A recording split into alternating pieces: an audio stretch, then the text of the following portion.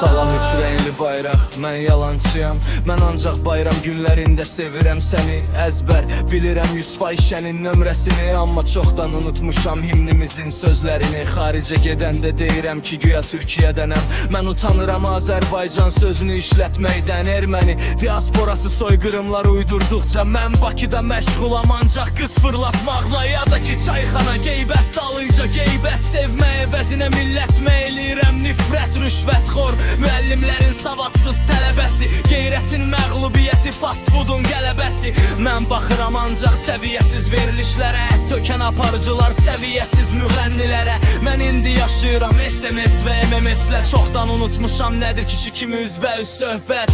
Salam bayraq, mən sənin nankör övladın. 100 yola əl atıram əskərlikdən qaçmaq üçün. Sən mənə verdin həyat, mənə verdin azadlıq. Yaxşı bəs mən nə eləmişəm sənin bayraq üçün? Mənə lazımdır toppuş bacılar və toyxanalar, amma toz altında məhv olur böyük kitabxanalar. Mənə lazımdır falçılar, bir də ki fahişələr, bir də lazımdır isti duzlu paçka dollar. Mən sənə layiq deyiləm ey üç rəngli bayraq. Mənim çoxdan vecimə deyil Qarabağ. Beynimdə ancaq pul yığmaq, yastıq altına birinci telefonu dəyişmək, ikinci maşın almaq. Mən vergi verməmək üçün evə naqıl çəkdirirəm. 20 yanvarda baxıram MTV-yə internetdən. Düşmənin ermənidir sənin ey üç rəngli bayraq, amma sənin nankör oğlun bugün pistir erməni. Bağışla, bayrağı dola bilmədim sənin qəhrəmanın. Bağışla yağır yağışlar, qanlı yağışlar. Bağışla xalqım ola bilmədim sənin qəhrəmanın.